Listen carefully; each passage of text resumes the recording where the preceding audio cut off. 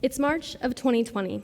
The airborne COVID-19 virus has made its way to the United States and is quickly spreading. Cases are rising and panic is growing. Something must be done.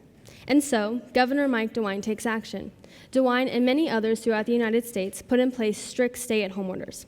These stay-at-home orders will last for 2 weeks in hopes to flatten the spike of COVID-19 cases. However, these weeks are quickly extended and they dreadfully last until May. The hopeful attitude toward the 2 weeks quickly faded away as the never-ending restrictions began. At first, working from home seemed intriguing, school at home seemed interesting, and new hobbies were exciting. However, quarantine quickly lost its appeal. Without all of life's distractions, many realized how unhealthy their mind really was. The excess time alone revealed red flags that were previously ignored by busy schedules. But now, because of the extra time alone, everyone realized how truly lonely they were feeling. Loneliness at this scale had never been felt before, and now it is overwhelming everyone. Due to the worldwide shutdown because of the COVID-19 pandemic, instant feelings of loneliness and fear crept into the forefront of many lives. Then this drastic and unprecedented change led to a widespread decline in mental health, affecting both adults and children, which must be addressed in order to successfully end the stigma surrounding mental health. In this speech, I will first examine loneliness in order to understand the full weight on mental health and happiness of the American population. And next, I will look specifically at students who have been harmed by the loss of school and support systems. And finally, I will look at solutions in bridging the loneliness gap and how now is the perfect time to end the stigma because of its prevalence due to COVID-19. The word loneliness has often been thrown around carelessly before 2020, but now everyone knows how much weight this one word and feeling can hold. In order to truly understand the horrifying mental health crisis, we must first look at the root cause, loneliness. In hopes to stop the spread of cases, world leaders decided that self-isolations would be the best option. This may have slowed the spread of the virus, but it exponentially increased the spread of loneliness. Jamie Ducharme, a health writer for Time magazine, says that even before the COVID-19 pandemic, public health experts were concerned about an epidemic of loneliness in the United States. The coronavirus has exacerbated this problem, with most face-to-face socializing still limited to members of people's own households. And for the 35.7 million Americans who live alone, that meant no meaningful contact for months on end. Once the world shut down, interactions were limited, and these limitations had detrimental results. However, these results are not new. They have only been intensified because of COVID-19. COVID-19 exposed the real issue of loneliness and its unhealthy patterns, and now we can truly understand loneliness in its raw form. In an article for Time magazine, Dr. Carla Parasinota, a doctor at the University of California, admits that loneliness is a huge topic, but it has been kind of sidelined. But now everyone is forced to look at this in a different way. Before COVID, we all felt lonely after being excluded from a group of friends, and now we understand loneliness at being stuck at home for months and months on end. Loneliness is felt at a much heavier weight on a much heavier scale. Author Brant Hansen would agree with Dr. Parasinota and add that the drive to avoid loneliness animates much of our behavior. Loneliness is powerful, but rarely acknowledged. Loneliness is a feeling we try our very, very best to avoid, and we've gotten quite good at it. Or rather, we were good at it before the world shut down. But now loneliness has never been felt on such a large scale. Claire Lejeune, a photographer in Los Angeles, realized this shocking revelation after she noticed herself feeling truly lonely for the first time during the 2020 shutdown. After this uncomfortable and overwhelming feeling, she posted about her feelings on social media, and she was met with the reassurance that others were going through the same exact thing. And she felt a wave of relief knowing her discomfort was common, and she was actually able to find community due to the shared feelings of seclusion. Living through the global shutdown has proven one thing at the very least, just how heavy the burden of loneliness truly is. Even after hearing eye-opening statistics and personal testimonies, some still might say that the lockdown didn't affect mental health because they prefer to be alone. However, the internalizing introverts suffered at the hands of lockdown as well. Introverts might rejoice at the time spent away from crowds and not have to peer the pressure of socializing, and they might even say they enjoy the solitude, but they still feel the weight of loneliness. Joseph Epstein, a writer for National Review, clarifies the difference in saying that a distinction needs to be made between solitude and aloneness. Solitude, though it implies aloneness, is the much preferable of the two. One chooses solitude. One is afflicted by loneliness. The overwhelming feeling of loneliness hit much deeper than just wanting to be away from people. COVID-19 even took introversion to the next level. Not only were introverts stuck at home, but because of their natural tendency to internalize their emotions, they struggled not knowing how to properly share the emotions they were feeling. Naturally, the stigmas assume that they survived just fine. However, this is most certainly not the case. Introverts have been seriously overlooked, and something must be done. In fact, one study that was specifically focused on introverts found that overall, higher introversion was associated with higher loneliness, depression, and anxiety experienced as a function of COVID-19 circumstantial changes. Clearly, introverts are not exempt. In fact, it seems it's their introverted mindset that hurts them more. While introspective behaviors can facilitate emotional self-regulation, such habits can also function as a double-edged sword. In essence, it seems that their turning inward is the thing that harms more than it helps. Introverts have a harder time reaching out, and in turn, they have suffered greatly. So we now know that we must truly check in on our introverted friends. Now that we know how introverts were impacted, we can step back and take a look at the population as a whole. The alarming stories and statistics surrounding loneliness coincide with even more alarming statistics about the decrease in happiness. Many Americans are now suffering from pandemic-related consequences. A study conducted by NORC, the National Opinion Research Center at the University of Chicago, reveals that 2020 has been rough on the American psyche. Folks in the U.S. are more unhappy today than they've been in nearly 50 years. And about twice as many Americans report being lonely today as in 2018. And not surprisingly, given the lockdown that tried to contain the spread of the coronavirus, there's also been a drop in satisfaction with social activities and relationships. Put plainly, coronavirus is not just about masks and staying 6 feet apart anymore. It is the new mental health crisis. Everything COVID-19 related has been manipulated and turned into a harmful weapon against our mental health. Rob Ellis, writer for History Today, highlights multiple causes. Frustrations and boredom arises from the implications of lockdowns, anxieties related to finances and general health, and the increased difficulties in accessing specialist mental health services for those that need them have all been cited as potential triggers. While we were all focusing on staying physically healthy, we let our mental health go unnoticed, and now we are paying for it. And it all makes sense. We've never had this much time to truly focus on our mental health. Before COVID-19, we could just overwhelm our calendar with event after event in hopes to distract and ignore the unhappy feelings. But now, all of our time alone has caused us to self-reflect. And in these self-reflections, we have realized just how unhealthy we are. After losing his job to COVID-19, Jonathan Burney, who was a former digital marketing manager for a law firm, dedicated time to self-evaluations, and now he wonders, since he is really unhappy now, was he even really happy before COVID-19? Jonathan's story is just one of 1,000 self-reflections. It seems that during this time of the shutdown, many have taken the time to realize that they have had a mental check engine light on for some time. Naturally, in a year full of stress, political unrest, conflict, and of course COVID, the happiness of the American population has taken a hit. The NORC survey that I mentioned earlier also found that just 14% of American adults say they're very happy, down from 31% who said the same in 2018. That year, 23% said they'd often or sometimes felt isolated. Now 50% say that. Take a moment to let that settle in. Just 14% of American adults say they're happy. Just 14. That means that 86% feels unhappy. We're living in a world where most of our adult population is unhappy. The odds of this 86% encompassing someone you know and love, or even yourself, is dangerously high. COVID-19 has attacked our optimism, and we must fight back. Understandably, the isolation factor has increased because there's never been such a year with isolation as such a big glaring red flag. Consequently, this has also affected the dependent relationship between isolation and unhappiness. So we know that Americans are unhappy, unsatisfied, and discouraged with life. So what now? Due to COVID-19, Americans are more than just unhappy, but they are truly unhealthy. After a year like no other, there has been a distinct increase in feelings of depression and anxiety, which will leave harmful scars in its path. One specific Gallup poll centered on mental health found that 34% of Americans say their mental health is excellent, down from 43% in 2019. The inverse of this statistic means that 66% of Americans say their mental health is unhealthy. Take a moment to let that shocking number resonate. 66%. How many in this room alone could fall into that category? The Gallup poll also found that reports of physical health are stable and slightly more positive than mental health. How ironic is it that during a pandemic, our bodies are healthier than our minds?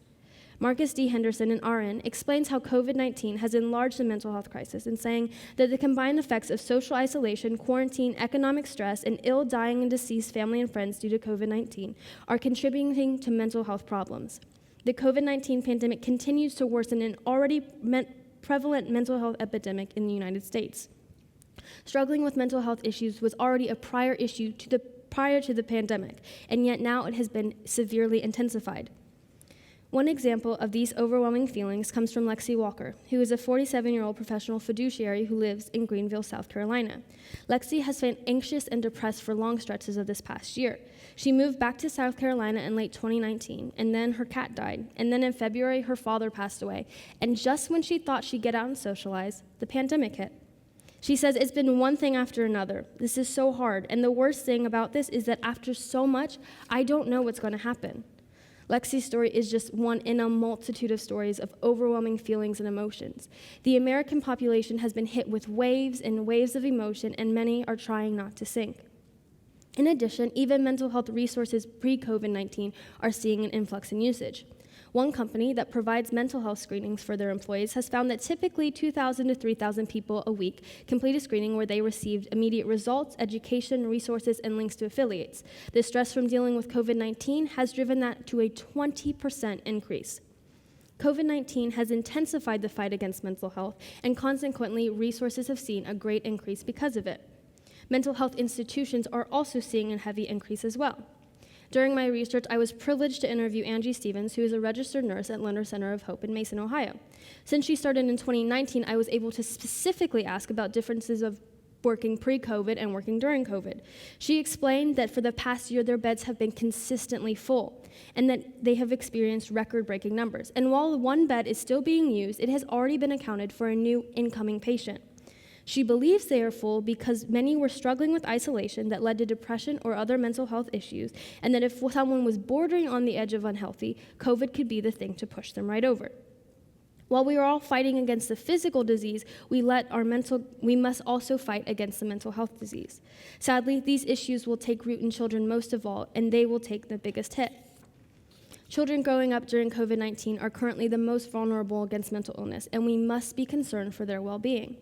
Children's social, emotional, and mental health have all been negatively impacted, and since they are still developing, this could have devastating long-term effects. One survey examining the impact of COVID on families found that parent psychological well-being worsened under COVID restrictions, and both parental and child mental health worsened in relation to the number of COVID-related hardships a family faced. Due to things like loss of job or decrease in income, there have been new stress at every corner, and children are suffering too. They can fully understand that mom and dad are struggling, and they begin to take it on like it is their own. And then the stress begins to fall through the families like dominoes falling in on each other. Without outside resources, families are struggling to promote well-being in their families.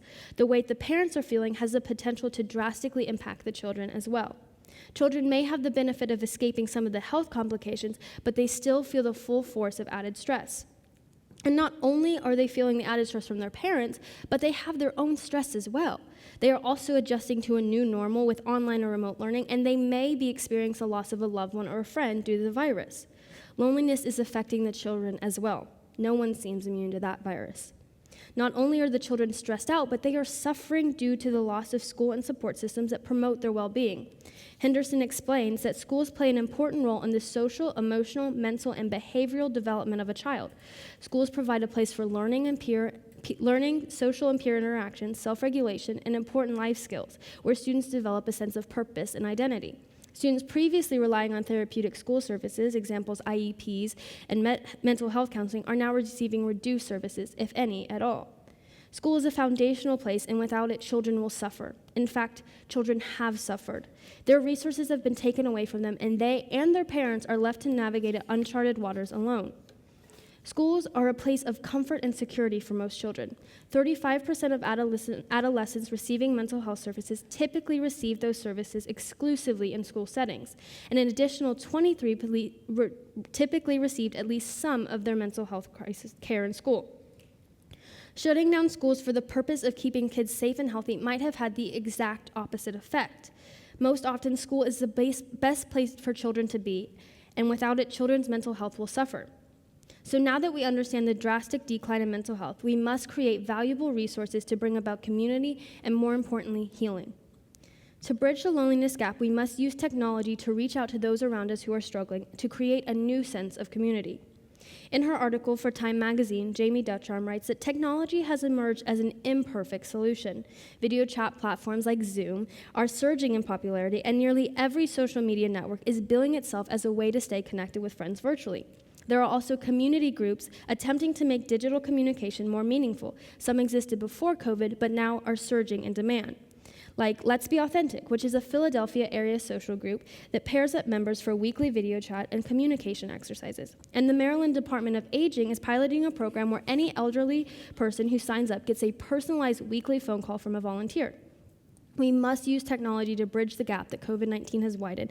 And of course, it's not a perfect route, but it's better than none at all. Technology serves as our opportunity to take back what COVID-19 stole from us.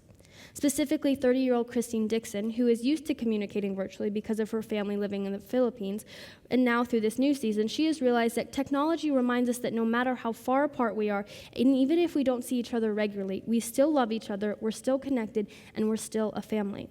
Christine and her family serve as a reminder to us to know that technology is our helper and our hope to stay connected. Not only can technology bring about community, but healing as well.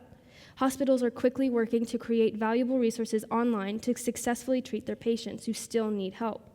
Dockett and Alman explain in their article for Pediatric Nursing that individual pediatric hospitals have posted excellent resources on their website. As an example, the behavioral health program at Children's Minnesota offers a variety of important services, from virtual and in-clinic visits to distance learning support, and another section of the website specifically addresses tips for mental health while schools are closed. In addition, hospitals are now using technology to their benefits as well for online resources and telehealth visits to continue assisting their patients who need their help now more than ever. No, it is not the same, but they are navigating new territory and doing the absolute best they can. Thankfully, as Christians walking through COVID-19, we can rely on Jesus through it all. Those harmed by mental health in 2020 might have felt deserted. However, all throughout Scripture, there is promises of God's and His presence that can comfort those in times of trial. Several times throughout the Bible, God's people have felt abandoned, and yet every time God makes it evidently and abundantly clear that His presence surrounds them, and every time, every situation, every trial, and every pandemic. Moses speaks these words over the Israelites. These words over the Israelites from God, saying, "Be strong and courageous. Don't be afraid or terrified because of them, for the Lord your God goes with you, and He will never leave you nor forsake you." God is promising His people that they will make it to the promised land despite all of the trials. Later, when talking to the people of Israel, God promises that when you pass through the waters, I will be with you, and when you pass through the rivers, they will not sweep over you. When you walk through the fire, you will not be burned. The flames will not set you ablaze. Israel had their own set of trials, similar to the ones we face in 2020, but these trials will not overcome them. Finally, in the New Testament, God promises His everlasting presence once more when sending out His disciples, that's us, on the Great Commission, saying, "Therefore, go and make disciples of all nations, baptizing them in the name of the Father and of the Son and of the Holy Spirit, and teaching them to obey everything I have commanded of you. And surely I am with you unto the very end of the age." Listen to that specific diction God uses to remind His people. And by the word surely, we can take true confidence in His promise. Our God goes before us, behind us, and all around us, and God encourages His people and promises them that no matter what, He goes with them. This promise stood true during the time of the Old Testament. This promise stood true during the time of the New Testament. And more importantly, this promise still stands true during the time of the COVID-19 pandemic. Finally, in order to best move forward, we must decrease and eliminate the stigma surrounding mental health and understand that it is okay for those struggling to reach out for help. Now that loneliness and mental health have become popular issues, we can now end the toxic stigma surrounding mental health. Jamie Dutcharm explains that COVID-19 is making loneliness easier to talk about, and experts hope that the fact that loneliness is now mainstream and easier to talk about, we can finally change the negative perception attached to loneliness. Now that we've all gone through 2020 together, we can now show more understanding and more empathy to one another. In my interview, I asked Angie Stevens her thoughts specifically on ending the stigma as Christians, and she believes that as a church, we need to know that mental illness is not about a lack of faith, not anything wrong with the individual, and not a curse. It is a condition. We don't shame people with cancer who get treatment, and the church needs education to help and accept those who are struggling and make the church environment more welcoming and accepting. And to move forward, we must be aware and more sympathetic because everyone's gone through it, so now we can be more understanding. Imagine if every work environment, every school community, and even more so, every church community was this open about mental health. We must normalize conversations surrounding mental health to end the stigma and bring about healing. Because of COVID-19, loneliness and mental illness have been increased and felt by many adults and children, and this change must be addressed in order to successfully end the stigma surrounding mental illness. COVID-19 quickly became more than just 2 weeks at home, and now it has attacked our mental health. Thankfully, there is now no better time to speak up about our mental health, and we can now prioritize it so that whatever comes next, we are not caught unaware.